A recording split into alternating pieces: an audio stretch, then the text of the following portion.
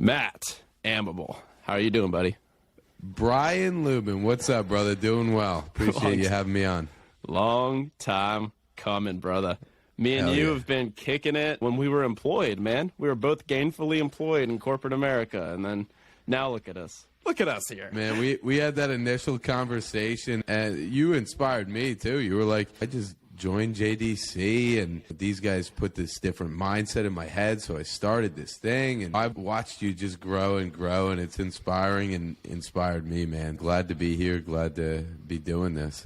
Now we're full circle, man, because I want to start off on this post that you made in our group, man, to give people an understanding of what we're talking about today, because we're going to go into the first half of your story, how you did the same thing parallel to what I did. So it's cool to get different perspectives. And then the back half, we're going to get super into some of these commercial deals that you're doing, because you had a $600,000 net worth flip, and that is insane, man, in one deal. So I will read you guys his post. So this is Matt in our group. He goes, wanted to recap on my year. Here's some of the big milestones.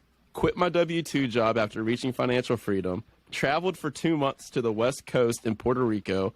Bought my first commercial property, $600,000 purchase, and it just appraised at $1.25 million. Developed a much deeper spiritual connection with myself through meditation, yoga, and spiritual education. Decided to start a podcast. Left a relationship. Joined GoBundance. How old are you?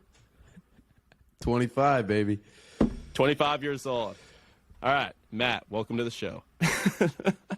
Dude, yeah, again, happy to be on, man. And yeah, just hearing all that stuff, it's been an awesome year. Grateful. And when you look back at the things you've done, it's easy to write things off in the moment. What am I not doing right now, and what is the action I could be taking right now to be as efficient and effective as possible? But sometimes we need to sit back, see what we've done. And your group, when you put that Wednesday wins out there, and I just took a look back at what this year has done for me in 1 year, yeah, it gets me excited for next year. Where am I going to be at this point 1 year from now? It's really good to take a look at that type of stuff.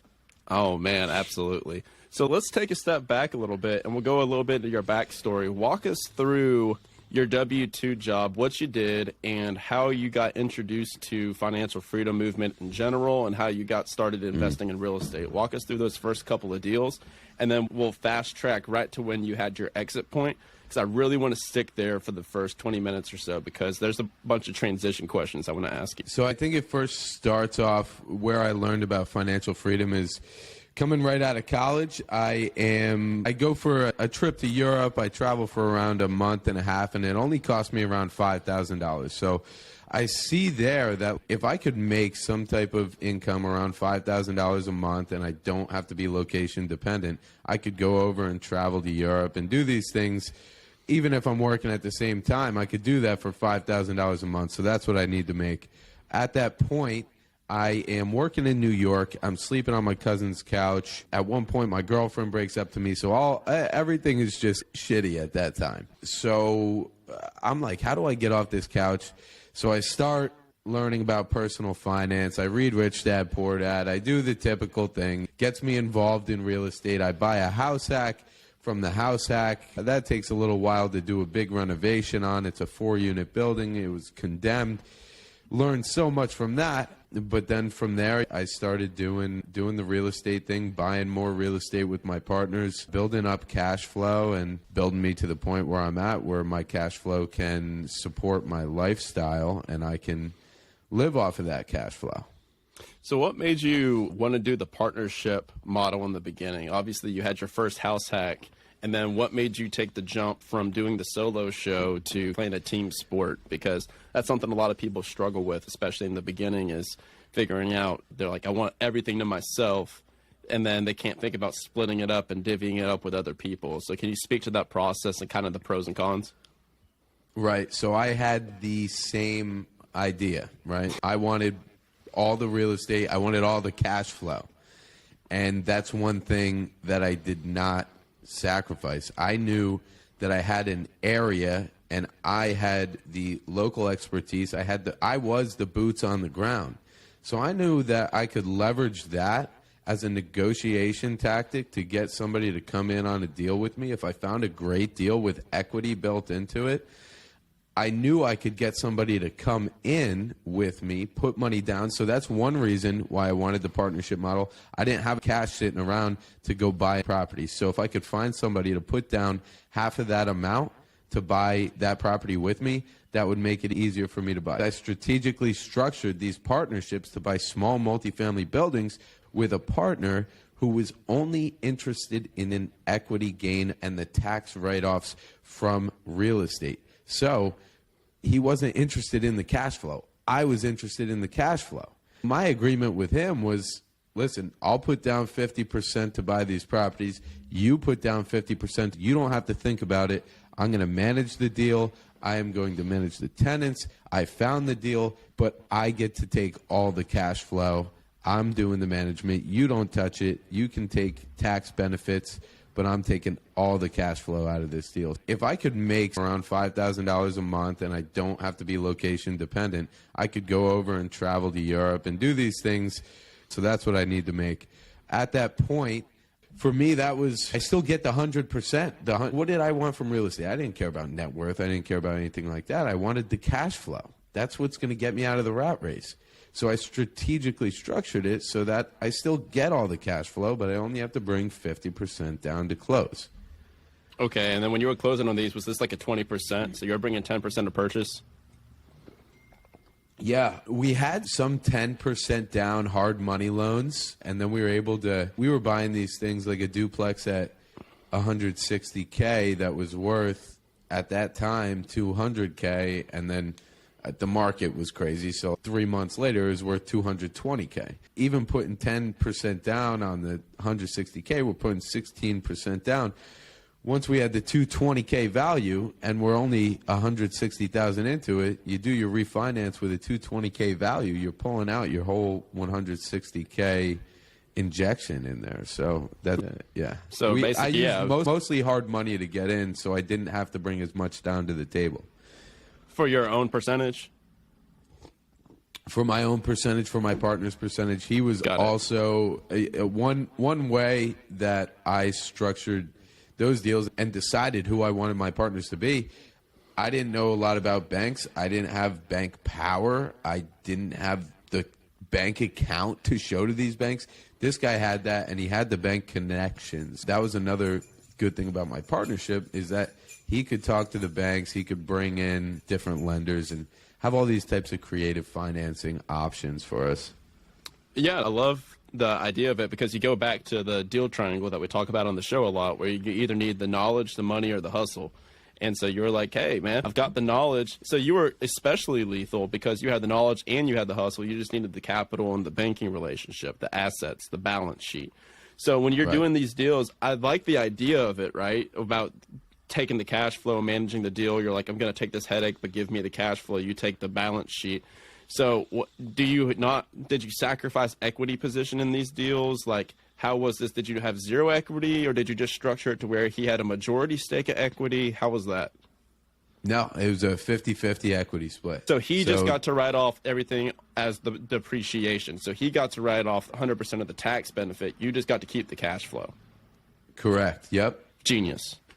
Right. So let's put a pin in that. Let's stick on that point. Explain that point one more time for somebody that's listening, that's maybe new to the game, like a lot of the people in the Action Academy community, because it's split in half. Talk more about that specific process, about how you leveraged depreciation for cash flow, because that is freaking genius. More people need to do that. Right.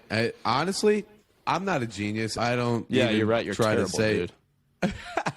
I don't even try and say I am. Like, that's a great idea. Know. Nobody talks about that. I don't know, dude, and it's just I know of the concept of it. I know, hey, you want to take the tax benefits from it, take it. And so I let him take it, and he used his accountant. He also let the business write off the tax as well. So, like, the cash flow that I was getting every month, all of that was pure cash flow. I was still getting all of that money tax-free, paying no tax on that. He just got some extra benefits to pull into his personal portfolio and take a little bit extra of that cash flow or those tax benefits there. But as far as that stuff, I don't know about how it's done.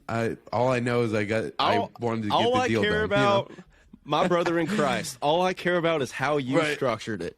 That is all I care about. How did you find this guy, and what does this conversation look like? So the way that I found him, I was introduced. I was trying to buy a building, and this is the importance of networking in real estate, right? I was trying to buy a building from one guy.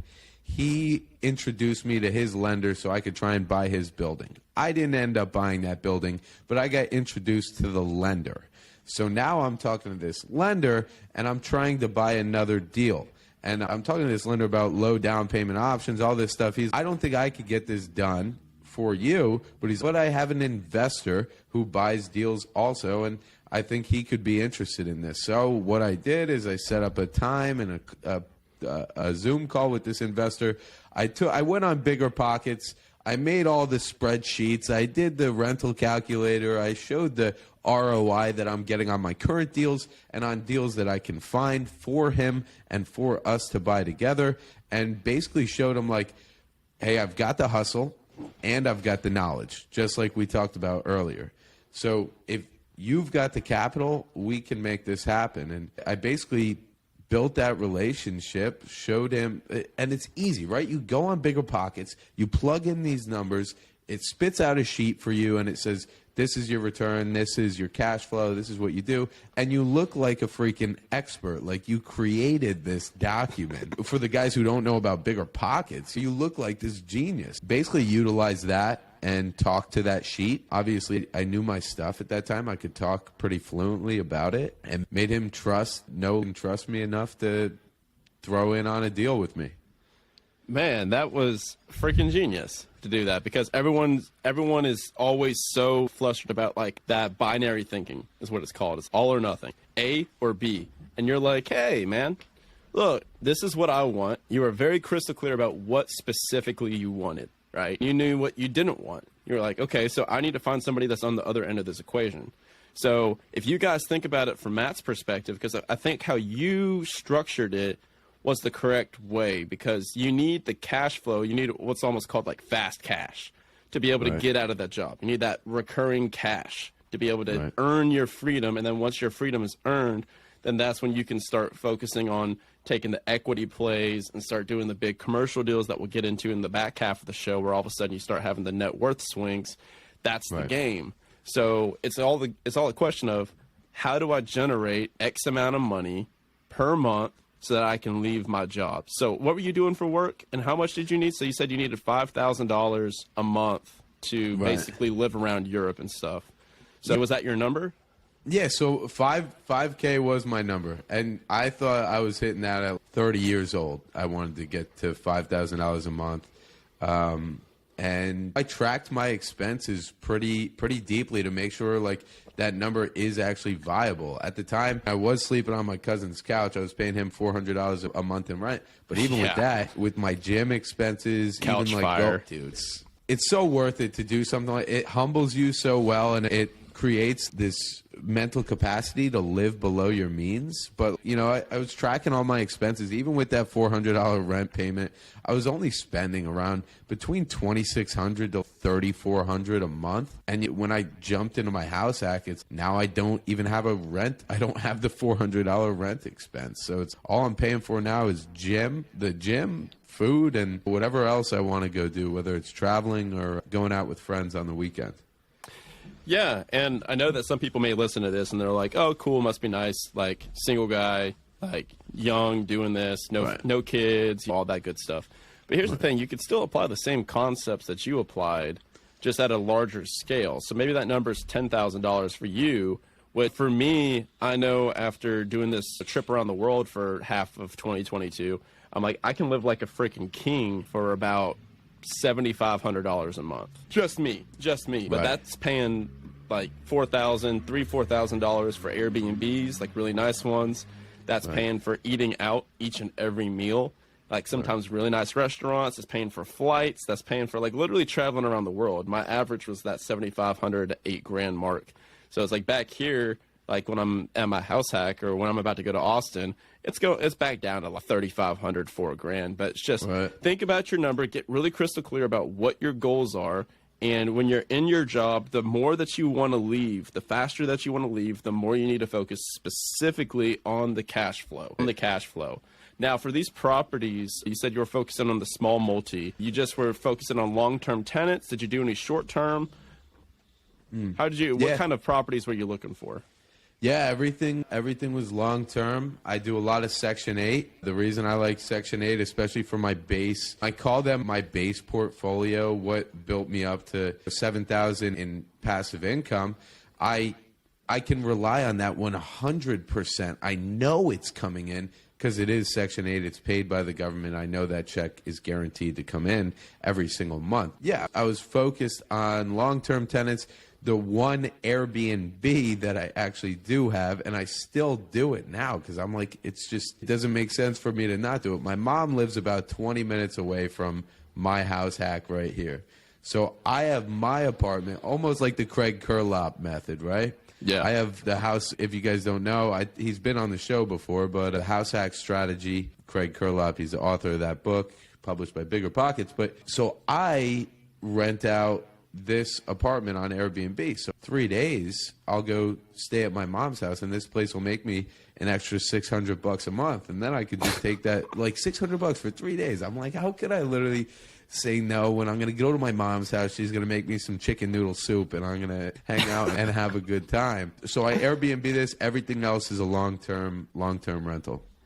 So when are you going to upgrade, man? When are you going to upgrade from the chicken noodle soup for the soul, bro?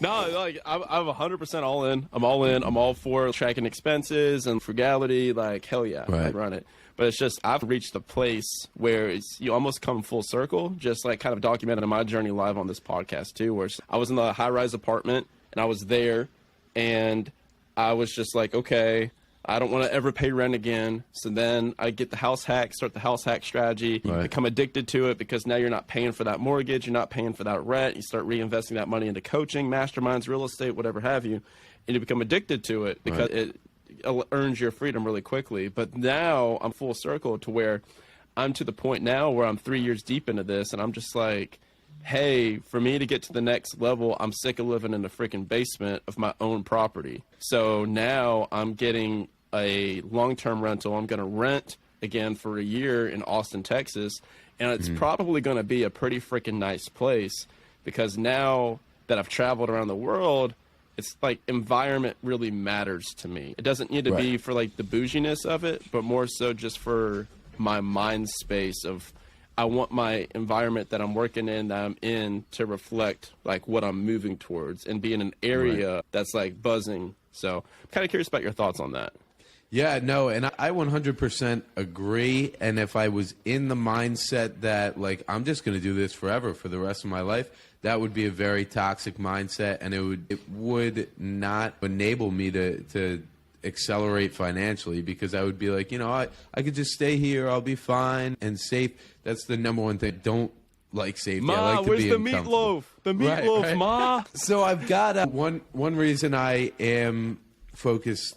I'm okay with doing this right now. I'm headed to Paris in February. I'll be there for a month, and then I'm popping around Italy. I'm popping around Switzerland, Germany, all that good, spending some time out there. But my goal is for next year, obviously, to grab even more cash flow. I would say once I build up another $4,000 in cash flow, passive cash flow, I'm gonna be living nice, and not even passive. It's just quitting the job and losing $180,000 a year is boom. Like, where does that money go? So now it's me creating other sources of active income as well, and being able to build income coming in on my own. Right now, this is a safety buffer. It's if all else fails, I've got this thing to sleep in. I've got this thing that will pay me money every month. I'm safe. But again, safety is nice, but it makes you comfortable. And I'm stepping outside of that. Definitely stepping outside of that next year. I plan on renting my own place by the end of the year.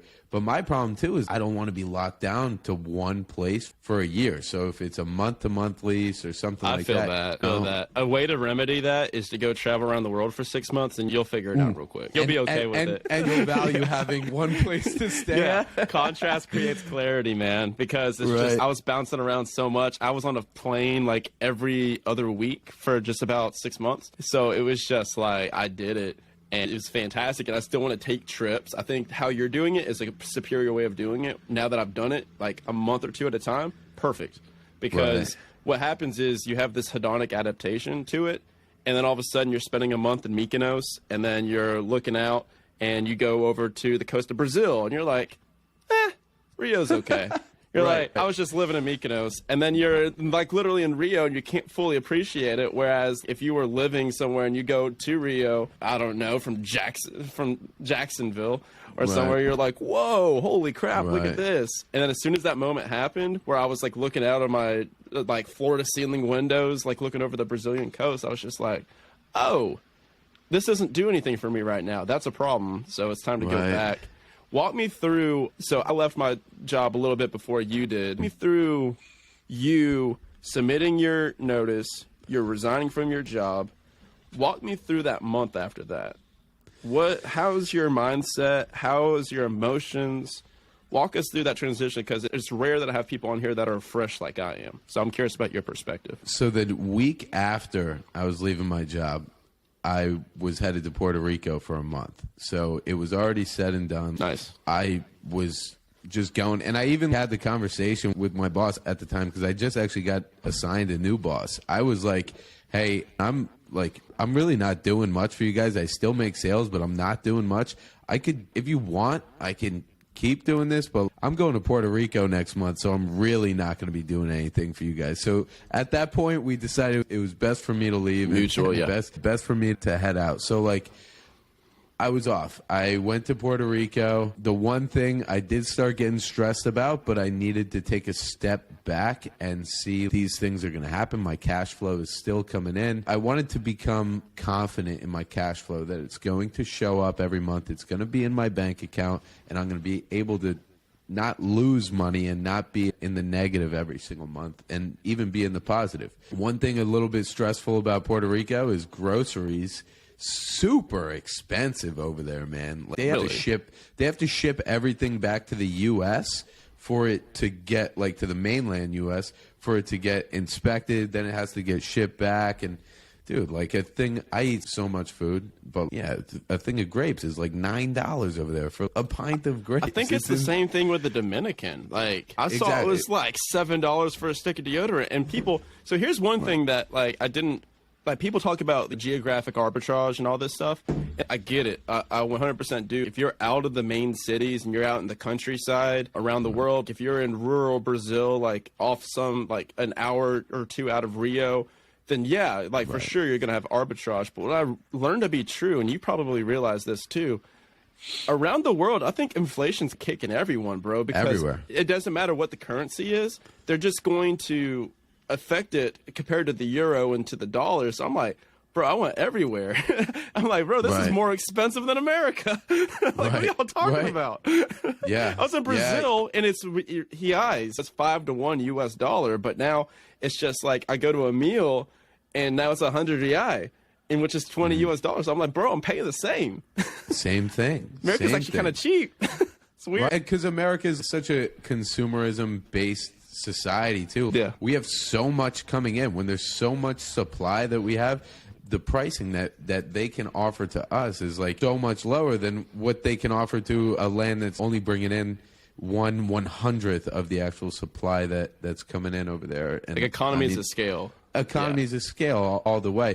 Some areas that, like, you are going to see definitely a pricing decrease. The Thailands, the Balis, all those. Yeah. And lodging is different.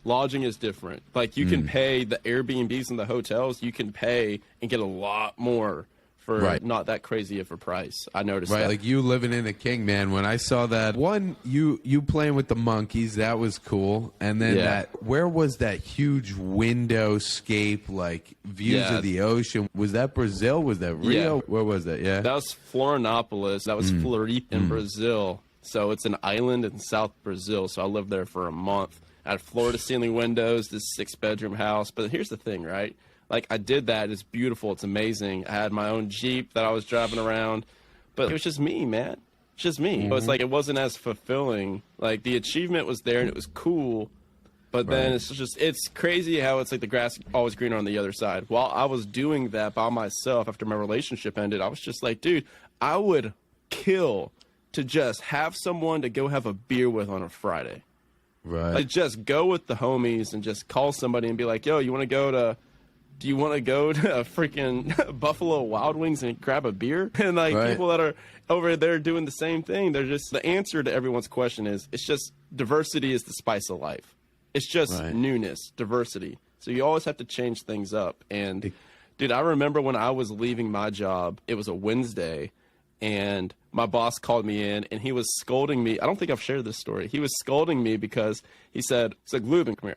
And I go in the office and he showed me like this video, and it was me sitting courtside at the Spurs game with Aaron Amuchastegui on a Thursday, bro. And he was just like, he's like, why is this showing you in San Antonio? And you just posted this everywhere. You're just in San Antonio on a Thursday sitting courtside at a Spurs game. Like, you're not a remote worker, bro. Right. And I was like, and I liked my boss, bro. I was like, Mark, I think it's time, brother. I think it's time, man. But and how many times before that? How many did you have moments before that you were on the phone or talking to your boss where you were like, this might be the moment that I do it? Had you had other instances, or was that the first one? Micro moments, because I did. So if you're about to quit your job, I'd recommend doing what Matt did, not what I did, because I was planning to leave in July. So July 6th was booked in like February. So January, February, March, like I had the plan. The plane was booked in July. The plan originally was to continue working until July. But what started happening was I'm working on Action Academy. I'm working on all these side hustles and all these affiliates, and then the real estate. And then I'm ignoring a lot of my W-2. Now, I'm still performing. That's important. I'm not just sitting to the side. I'm still putting up big numbers. But these small deals, like I was closing massive deals, like a huge, like, and that would keep the lights on basically for me, because I was closing big ones. But these little ones would call in, and they'd be like these little deals. And I just was not driving out an hour to these little deals. I was ignoring them. And then these little skeletons started building up in this closet, just slowly but surely, till eventually it was all these like little paperwork, like, Lubin, you're not submitting your paperwork. Lubin, like, you're missing this conference call. Lubin, you're doing this. And then eventually it got to the point where the closet was just like overflowing with these little skeleton bones, man. And like when I opened it, it was just kind of overflowing. And I was just like, hey, it's time to go. And I remember leaving that job, and I had the freaking music playing in the car.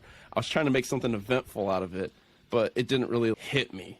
You know what I mean? I was just like, I was leaving Fulton Industrial in Atlanta, Georgia, and I was just like, all right, I'm done. Am I supposed to celebrate? It's like a Wednesday. No one's available. Everyone's working. Right. It is like it's. I was waiting after I quit. Dude, where's the confetti, man? Who's throwing this stuff? I'm financially free. I'm doing it. I did the thing, and you're just sitting there. But then you go inside of yourself, and it's like, all right, this is what we do now, right? But that's an important point. Now we'll rein ourselves back in, ladies and gentlemen. Sorry for we just went off on a little bit of a tangent, but to rein it back in, it's important to note that, because that's true of all things in life and business. Like, you hit your first million, everyone's like, whoa, like you expect like fireworks to go off. It's like you hit financial freedom, everyone expects fireworks to go off, but really it's just like another day. It's going to be the same thing in your business too, where it's like you're going to hit $1 million of recurring revenue, then 10 million, and maybe have $100 million business, or like close that 500 unit apartment complex. And it's important, I think, for us to find reasons to celebrate ourselves, because what happens is if you don't celebrate these wins along the journey, then you're never going to celebrate them, because there's always going to be another level, always. So on that note, man, let's pivot and knock down this commercial deal that you did, because we were just talking about getting your cash flow for your financial freedom. You flew to Puerto Rico. That's fantastic. That's super fun. Now you come back and you're doing big boy deals, man. You're swinging the bat. So talk about this commercial deal and how you ended up increasing your net worth by $600,000, getting this asset, and then having zero money out of pocket by the end of it. So it's actually not. It's not a full 600K because I did Podcast bring in is canceled. Yeah. Podcast is canceled. No more. Podcast is canceled. Take it out. Cut them out. Don't need it. So I brought partners in on that. So that's why I had 0% into it. 50-50 partners. How this deal worked out is I was talking to an agent, and I was trying to buy a duplex from her. It wasn't that great of a deal, but it had some equity built into it. It ended up going under contract with someone else. So I asked her, I said, do you have anything else coming up? She said, yeah, I actually have a 6-unit coming up. Same seller. So I said, all right, what do you got there? What do the numbers look like? And at that time, I was also working on the side of building up my investor base of guys who wanted to buy these types of deals and who were willing to put in the capital to buy deals if I was able to find good deals. So I would be able to buy these with no money out of my own pocket, and I would get 50% equity in them. So she shows me this 6-unit. I just see immediate income potential for everyone listening. If you don't dig too much into commercial real estate, they will appraise things based on the income. Based on the income that it brings in. Income minus expenses divided by the capitalization cap rate.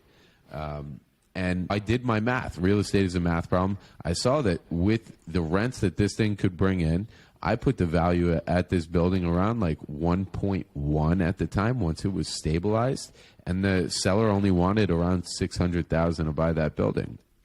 So I brought one investor, tried to put it under contract, and this investor was scared. He just never did a deal that big, even though he talked a big game and he said he would do it if we found one. I found the perfect deal. He didn't want to do it. So I almost gave up there.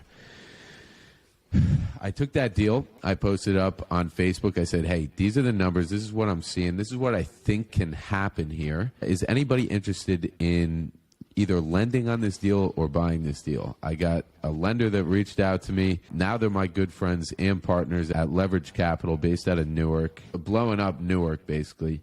But so we go into contract together and we agree to buy this building. My earnest, and there was no risk here. My earnest money deposit was $1,000 on a $600,000. Oh no, it was $100 on a $600,000 purchase. So no risk there. Locked the deal up. I was able to get these guys to come in and buy this deal with me.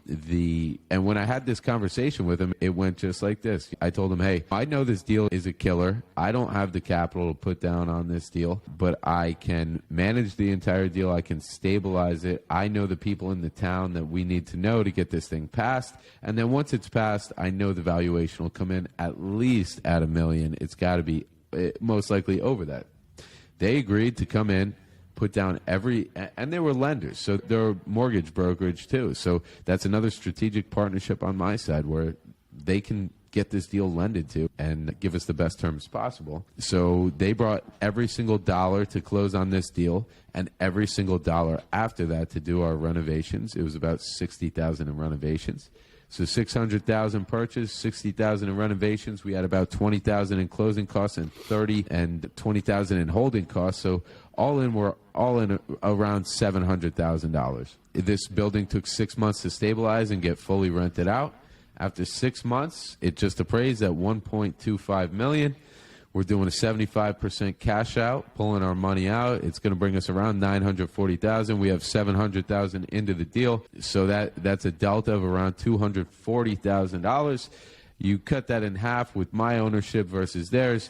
That brings me a check of around $120,000, give or take $100,000, right? And the main thing being, I had $0 into this deal, and I just created a $100,000 check and an asset that's going to cash flow me effectively around $2,000 to $2,500 a month. For your take home? My take home is going to be around $1,250 on that. Yeah, like half of it. So right, you probably got right. $300,000 in equity, right? If you're 50-50? Exactly. Dude, that's how you do it. It's like literally that's it. One You deal. find one of these, one a year, and you. So for people listening, what Matt just did was he literally found one deal that's not even like that sexy of a deal. It was just a 6-unit. Like it wasn't this like people talking about taking down 400-unit apartment complexes. Like you found a 6-unit deal that was able to increase your net worth by $300,000, put about probably $12,000 to $15,000 net cash flow in your pocket each and every year annually, recurring, and do it all with no money down. No money out of my own pocket, man. For me, what is my risk there? I have no risk. I have no money in the deal. So why not do it? Why not take the risk? See, even if I don't execute, all right, whatever. These guys are going to hate me. Maybe they won't like me, but I knew I could execute. So I was like, fuck it. Let's just do it, man. Gangster, man. Oh, my God. Dude, hell, that's what we're doing now. And now you just hopped in GoBundance, man. So it's just going to be just higher and better and bigger deals moving forward. And now you've got an entire operating base of 830 other guys that are rocking and rolling across the country. So, heck yeah, man. If people want to learn more about you, where can they come and find you? They can find me at Matt Amabile. That's Matt, Amabile, on Instagram. That's basically everywhere. Facebook, Instagram, TikTok is Matt Amabile. Love it, brother. Dude, absolutely rocked it. Long time coming, man. It's cool to be able to have the conversation with you. I think we talked in January of this year, and then to go from January to where we are now, like, it's insane to think about. Full circle, man. So next year is going to be even... Dude, I can't wait to see where you're at, too, with what you're building. This brand is amazing. Fully support it, fully in it. If you guys aren't a part of Brian's group, too, man, there is going to be some huge financial acceleration for every single member in that group, being surrounded by such a high-powered entrepreneurial group. Man, I am so excited to see what that does. I'm so excited to keep growing with you, bro. And yeah, man, I appreciate you having me. I'm so happy to be here. Dude, let's rock and roll. Y'all give Matt a follow. And that's been Matt and Brian with the Action Academy podcast, signing off. Hell yeah.